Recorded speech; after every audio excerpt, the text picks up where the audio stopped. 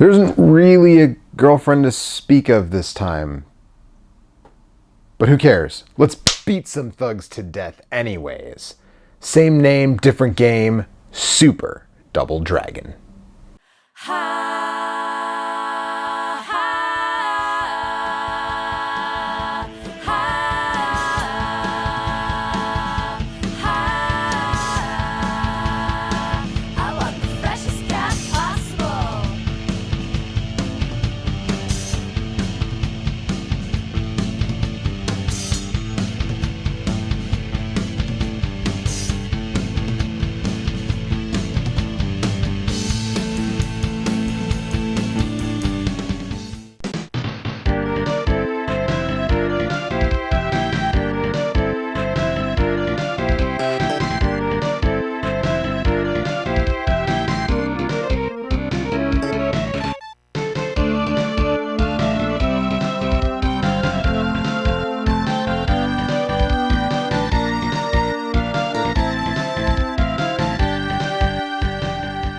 Hi, my name is Joe, and welcome to Same Name, Different Game. This is the continuation of the Super Summer, a celebration of all things Super NES in celebration of the system's 25th anniversary here in North America.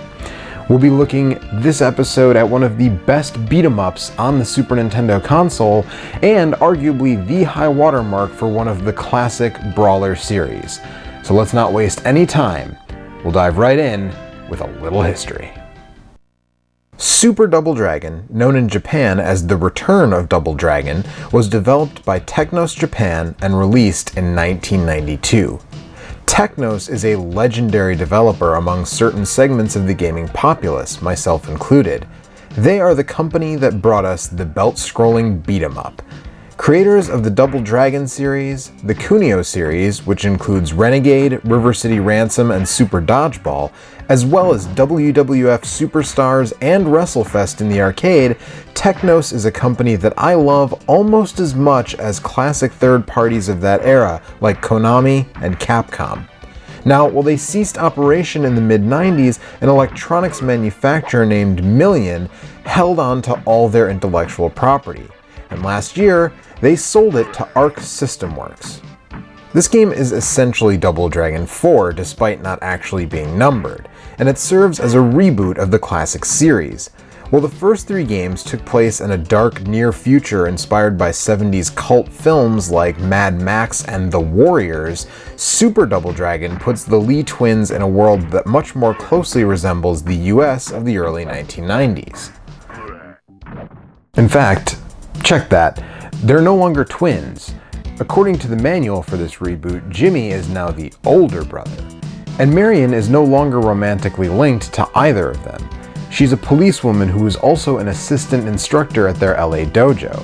She's investigating nearby drug activity and goes missing, thus sending Billy and Jimmy on a quest to find and punish those responsible.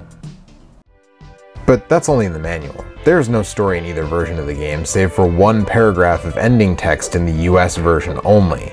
According to the website The Cutting Room Floor, more story was planned, and there are cutscene portraits for Billy, Jimmy, and some of the boss characters found in the game's code.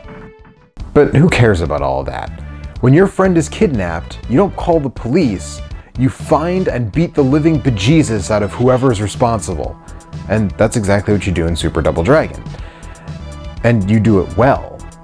But before we get into the details, let's take a look at the basics. Super Double Dragon hit the US Super Nintendo in late summer or early fall of 1992. Magazines started running reviews in about their October issues, which, given publication cycles at that time, makes me think the game likely hit in about August. The game puts one or two players in the shoes of Billy and Jimmy Lee, and for the first time, they're more than just palette swaps of each other. The Lees have different animations and different sprites here for the first time.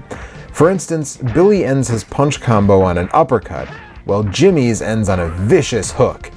It makes you feel like they actually have separate personalities. The game takes you all over the American West, starting in Las Vegas before moving around the state of California to take out the gang who took Marion, and eventually their leader, Duke. To do so, you'll need all the moves at your disposal, from punches and kicks to throws and counters, even wall jumps, not to mention weapons. Weapons have always been a hallmark of the series, and in the dragon's hands this time around are the bow staff, nunchucks, knife, boomerang, bomb, and a handful of heavy objects you throw overhand at people, like oil drums.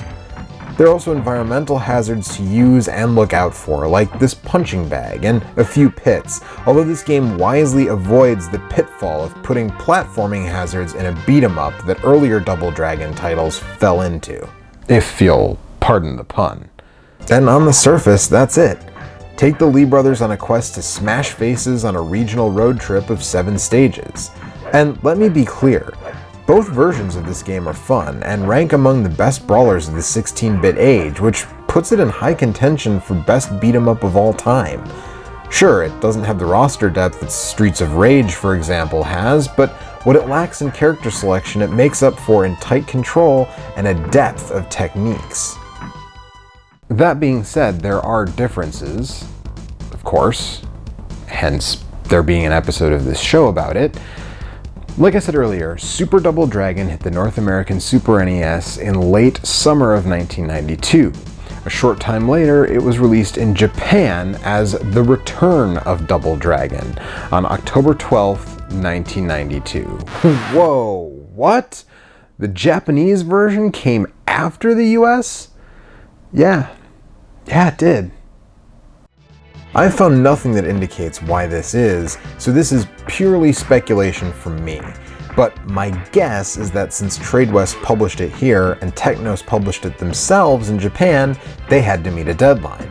But they wanted to give themselves a little extra time to refine things. And refine they did.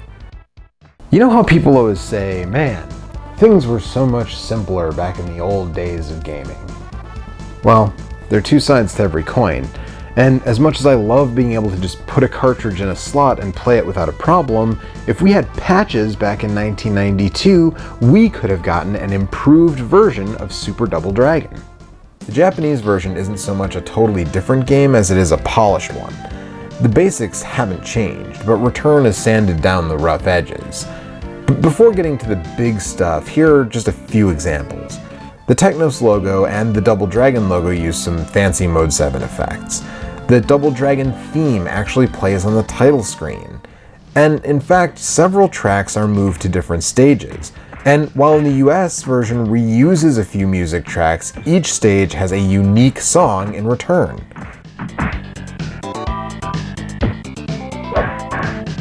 Visually, the game just has a better sheen on it. Several enemies can slide kick in both versions. In the US version, they basically just do a jump kick animation while sliding along the ground. But the Japanese one has a dedicated animation. Likewise, remember when I said earlier that Jimmy has different animations than Billy? Well, in Super, they both finish their kick combo with the same spinning back kick, but in Return, Jimmy gets a front roundhouse to end his, further differentiating the brothers.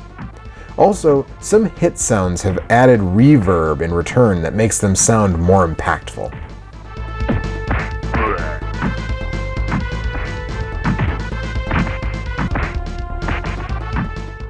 So all of that stuff, no big, right? It's just aesthetics. Well, there were also numerous gameplay changes, and it's not like, say, Castlevania 3, where it's super clear-cut what the reasoning was. It's not that the game was made easier or harder necessarily, just that it was rebalanced as a whole. Ultimately, yeah, probably Return of Double Dragon is easier than Super Double Dragon, but that seems more like a side effect, not the clear intent, like you would also see with something like Ninja Gaiden 3. Now, one thing that definitely was intentional is that if you want, you can just make the game easier with the difficulty setting. The Super Famicom version adds an options menu with a difficulty selection, which the Super NES version lacks. You can also change the number of available continues, and there's a music and sound test. Once you start the Super Famicom game, you'll notice things immediately if you're used to the North American cart. Enemies will often duck your finishing blows, which they can't do in Super Double Dragon. You can also change weapons at your leisure by simply standing on them and pressing one of the attack buttons. In the US version, you have to take a hit if you want to drop the weapon you're currently holding. And speaking of weapons, here's a weird one. The boomerang won't automatically be caught in the Super NES game. You have to punch or kick it when it comes back to you, and then pick it up again. But on the Super Famicom? That's what I call the return of Double Dragon. Yeah. Oh, come on, it wasn't that bad. The knife also has some differences. First, it does way less damage. In the American version, it takes half a life bar. In the Japanese one, considerably less. Also, the Lee brothers are badass enough to deflect a knife with their bare hands, but they must have done some serious work on it between releases, because the US version sees them simply deflect it, while the Super Famicom one has them punch it back to the enemy at full speed. That's badass. When you lose a life, you have an invincibility period on respawn in the Japanese version that straight up doesn't exist at all in the Super NES version. In addition to that, in the early stages, some enemies aren't as tough. Now take a look at these guys on stage 1. In Super, they take some time to KO, but in return they go down almost immediately. This creates a much more natural difficulty curve. And last for the combat category. In this game, the Lees can charge up by holding either the L or R button. Attacking while the charge meter is less than half full will result in either a spinning back fist or a Tiger Mask style rolling kick. If you let it charge all the way, you go into a rage, kipping up from any knockdown and knocking enemies down with a single blow. This is great for clearing crowds. All of this is the same in both. But if the meter is more than half full but less than completely full, you do the signature Lee Hurricane Kick. Now this move has been used throughout the series for crowd control and does a good job of it here too. In the US version, it will knock down any enemy in your way. But in the Japanese version, it's even better. It can do multiple hits to each enemy before knocking them down. I've seen it do as many as 5 hits on a single opponent. So I've talked a lot so far about changes that benefit the player, although there is the matter of enemies ducking, and the knife doing less damage honestly cuts both ways. No pun intended. But there are a couple of changes that do actually go against the player and ratchet the difficulty up a little bit. First, enemy placement is different, usually not for the easier. We'll use Mission 3 as a solid example. First, we've got this room. The enemies are 2 bakers and a roper. Side note, did you know that Williams and Roper, the most common enemies across the entire Double Dragon series, are named after Jim Kelly and John Saxon's characters in Enter the Dragon? And in return, they've become 2 bakers and a Steve. Steve is the first stage boss and is a considerably more formidable foe to put in this random room in stage 3. After we finish that, we go to the boss area. In Super, we fight the 2 bosses one at a time, but in return, we fight them both simultaneously. And that leaves the biggest and most notable change between versions, Mission 7. Mission 7 is about twice as long in the Japanese game as it is in the American one. A huge section was added to that release. So here's the end of the final mission in Super Double Dragon. You come up the elevator, you fight some guys. You walk to the right, you fight some more guys, Duke shows up, you beat him, and that's it. Now in return. First, when you get on the elevator platform at the start of the stage, you can walk on and off of it. This is weird, but in Super, you can't walk off of it once you've walked on it, even before it starts to move. At any rate, when the elevator's journey reaches its end, you fight some guys, you go right, you fight some more guys, and then you go into a new room. And this is a big room, a big section that's quite lengthy.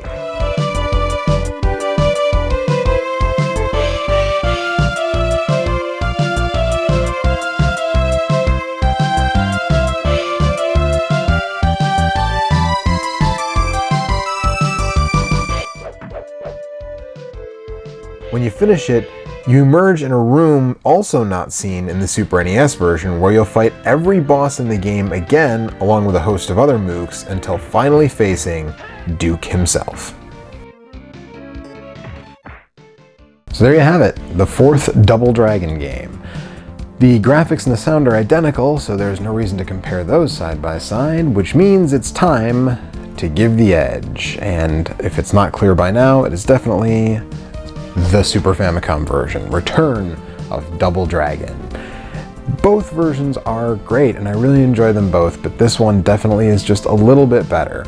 Super Double Dragon isn't available on the Virtual Console or any other similar download service, so I would actually say that your best bet is to import a copy of this. They're about the same price. Actually, this one's maybe a little bit cheaper if you don't mind paying for slow shipping instead of quick shipping. And there's not a single character of Japanese text in this game anywhere to be found, so take the chance, take the plunge, check it out. It is a wonderful beat 'em up. And that does it. Thank you so much for watching, and please come back next month. It will be the end of the Super Summer, and we will be talking about the elephant in the room, the 16-bit console war. We'll be looking at a wonderful arcade port for both the Super NES and the Sega Genesis, and putting them head to head. You won't want to miss it. See you then.